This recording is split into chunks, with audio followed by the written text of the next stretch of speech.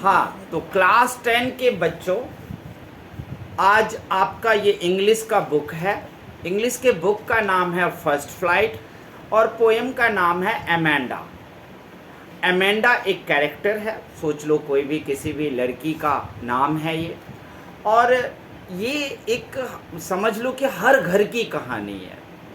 जब आप लोग छोटे से बड़े हो रहे होते हो तो विभिन्न तरह की गलतियां करते हो और मम्मी हर बात पर टोकती रहती है। शायद आपको बुरा भी लगता है ये चीज़ कि मम्मी को इतना भी तो टोकना नहीं चाहिए, लेकिन इस पोएम को पढ़ने के बाद आपको नॉलेज हो जाएगा। अब ये भी तो सोच सकते हो कि आपके क्लास में इस तरह के पोएम क्यों लगाए जाते हैं। पोएम लगाने का उद्देश्य होता है कि आपके मन में जो बेकार के प्रश्न उठते हैं और माता पिता के डांट को जो आप बुरा समझ रहे हो वो आपका ठीक हो जाए और आप उसे पॉजिटिव वे में लें और अपना ज़िंदगी सुधारें, बड़े मुकाम तक पहुँचें और बड़ी मंजिल हासिल करें।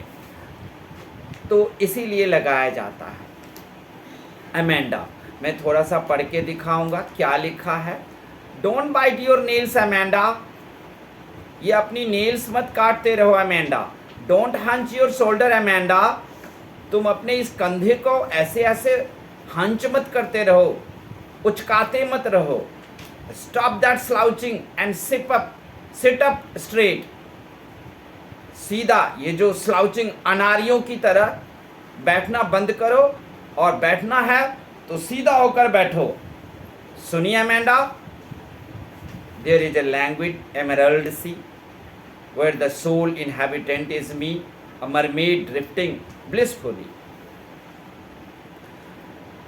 अब एमेंडा के मन के अंदर की आवाज़ है ये, जहाँ पढ़ने से हरा आरामदायक सागर है। उस सागर का मैं एक निवासी हूँ, एक जल परी की तरह रहना चाहती हूँ और फुर्ती और अपनी मर्जी से जीना चाहती हूँ, लेकिन मुझे ये दुनिया वाले जीने क्यों नहीं दे रहे हैं। ये एमेंडा के अंदर की आवाज़ आती है। क्या मैं कोई रपुंजल हूँ? क्या मैं अनाथ हूँ जो मुझे अपनी कीमत पर, अपनी सोच विचार पर जीने नहीं दिया जाता? फिर आगे है पोएम में, did you finish your homework Amanda? Amanda तुमने अपना होमवर्क कर लिया? Did you tidy your room Amanda? Amanda तुमने अपना रूम कमरा बंद किया या वैसे ही छोड़ दिया? सॉरी, टाइडी मीन्स यहाँ साफ है कि तुम अपने कमरा साफ किया। टाइडी मीन्स यहाँ पर बंद करना नहीं है। कमरा साफ किया अपना।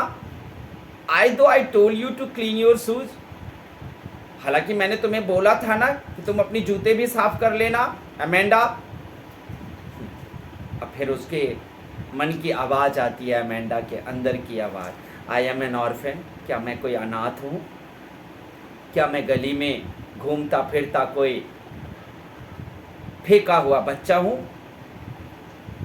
मेरी कोई ज़िंदगी नहीं है, मेरी मर्जी, मैं नंगे पाँव जाऊँ स्कूल, मैं नंगे पाँव ही रहूँ, मैं गंदे शूज ही पहनूँ? इसमें किसी का क्या जाता है? मुझे इस तरह बात बात पर हर चीज़ के लिए डांटना, ये क्यों नहीं किया, वो काम क्यों नहीं किया। फिर आती है बात, don't eat the chocolate Amanda. Amanda chocolate नहीं खाएगी, तेरे को बोला था ना दांत सड़ जाएंगे। रिमेंबर योर एक्ने एमेंडा, जरा अपने दांत के दर्द को याद कर ले। Will you please look at me when I am speaking to you. ए एमेंडा, जब मैं तुमसे कुछ कह रही हूं तो तुम मेरी तरफ देखकर ध्यान से सुनेगी या नहीं सुनेगी? फिर ये सोचना शुरू करती है, आई एम रपुंजल, क्या मैं रपुंजल हूँ? क्या मुझे मेरी कोई परवाह नहीं है? जब देखो लोग सिखाते ही रहते हैं। मेरी जीवन मैं अपना जीऊँ, ये जीवन मुझे एक ही मिला है, मैं उसे अपने तरीके से जीऊँगा। ये जीवन दुर्लभ होता है। मैं निश्चित रूप से मैं अपने बालों को ब्राइट करना चाहती हूँ, उसे अलग अलग कलर देना चाहती हूँ, लेकिन मम्मी तो कुछ करने ही नहीं देती। फिर मम्मी की आवाज़, stop that sulking at once Amanda, ये चेहरे को उदास बनाना बंद कर दे। You are always so moody, तू ना बहुत पागल जैसे करती है और मूडी है, जो मन में आए वही करती रहती है। Anyone would you think that I nagged at you, कभी कोई सोचेगा कि मैंने तुम में दोष ही नहीं निकाले? कोई कहेगा कि मैंने बेटी को कुछ सिखाया ही नहीं? Did the surprise ring familiar? तो यहाँ पर अब पोएम ख़त्म हो जाता है। इसको लिखने वाले रॉबिन क्लेन हैं, और ये जो अब आपने पोएम सुना होगा तो आपको ऐसा फील हुआ होगा कि जैसे मेरी ज़िंदगी भी ऐसी ही है, हमारे साथ भी ऐसे ही रोज़ घर में होता है, रोज़ मुझे टोका जाता है, रोज़ हमें किसी न किसी बात से डांटा जाता है। लेकिन आप लोग एक बात का ध्यान रख लो, आपको डांटा नहीं जा रहा है, आपको एक इंसान और मजबूत इंसान बनाया जा रहा है, ताकि इस समाज में आप जी सको। क्योंकि ये समाज अगर स्वर्ग है तो यही समाज नर्क भी है। इस समाज में राक्षस भी रहते हैं और देवता तुल्य इंसान भी रहते हैं। तो इस समाज में कैसे मैनेज करके रहोगे वो जरूरी है। इंसान का मतलब ही है पहले नित्य क्रिया। जो इंसान नित्य क्रिया नहीं करेगा उसका बृहस्पति ग्रह बिगड़ जाता है, कई रोगों का शिकार हो जाते हैं वो, उसके चेहरे से चमक गायब हो जाती है। तो माँ बाप आपको नित्य क्रिया तो सिखाएंगे ही। नित्य क्रिया का क्या मतलब? सुबह जल्दी उठो, एकदम एक वक्त रखो नहाने का, टॉयलेट जाने का, हर चीज का वक्त निर्धारित होगा, इसको बोलते हैं नित्य क्रिया। तो नित्य क्रिया से आपका बृहस्पति नहीं बिगड़ेगा, आप बिल्कुल एक अच्छा स्टूडेंट, एक होनहार नागरिक बनोगे। लेकिन इसके बाद, नित्य क्रिया के बाद जिंदगी नियम पूर्वक भी होना चाहिए, क्योंकि अगर जिंदगी नियम पूर्वक नहीं होगी तो उसी को नरक कहते हैं। और जब हम नियमानुसार, according to the rule, when we live according to the rule, this is known as paradise. जब हम अपनी जिंदगी रूल के हिसाब से जीते हैं तो हम उसी को पैराडाइज कहते हैं। लेकिन जब हमारी ज़िंदगी में कोई रूल्स रेगुलेशन नहीं होता है तो उसी को नरक कहते हैं। आप गली के कुत्ते को देखते हो, हम लोग कितना प्यार करते हैं, उसे खाना देते हैं, ये हमारी ज़िंदगी का एक नियम है। लेकिन उसकी ज़िंदगी को देखो, कहीं भी सोएगा, कुछ भी करेगा। तो हम जानवर नहीं हैं।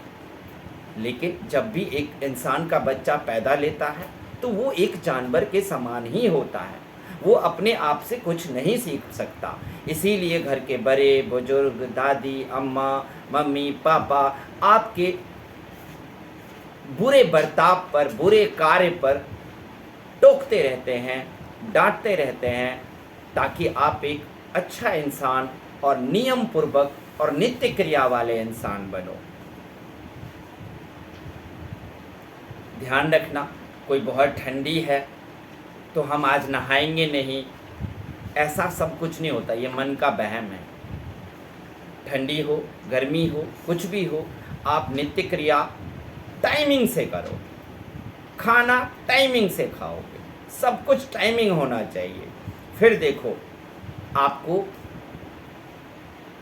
जो आपको सिखाया गया है कि मरने के बाद कोई स्वर्ग नर्क होता है, ऐसा कुछ नहीं होता। नित्य क्रिया, नियम पूर्वक और बृहस्पति ग्रह का ठीक रखना, आपको यहीं पर स्वर्ग दिख जाएगा, इसी ज़िंदगी में। तो यही था आपका। अब आप इसके क्वेश्चन आंसर कर सकते हो। इसके आपको सेंट्रलाइज भी हमने समझा दिया है कि असली मीनिंग क्या है, क्यों माँ बाप डांटते रहते हैं। अब जब क्वेश्चन आंसर करोगे तो आप लोग देख रहे हो, अब कोलैबोरेशन चल रहा है, एक कैरेक्टर को दूसरे कैरेक्टर से कोलैबोरेट करके, और फिर वैल्यू बेस्ड क्वेश्चन आप लोगों को आ रहा है। तो आप लोग ये ध्यान रखोगे कि मुझे पोएम का सेंट्रलाइज पॉइंट याद रखना है, ताकि वैल्यू बेस्ड क्वेश्चन जब देगा तो हम क्या करेंगे। जैसे क्वेश्चन आपको दे देगा कि अमेंडा की जगह अगर आप होती तो क्या फील करती, ऐसा क्वेश्चन सब वैल्यू बेस्ड में आ रहा है। इन क्वेश्चनों का उत्तर आंसर दोगे, then you will get a good percentage and you will get excellent aggregate. तो ये आप लोगों को ध्यान देना है, ठीक है। और ऑनलाइन के बच्चे, आप लोगों को ये अच्छा लगे तो इस चैनल को सब्सक्राइब ज़रूर कर देना। थैंक यू, धन्यवाद।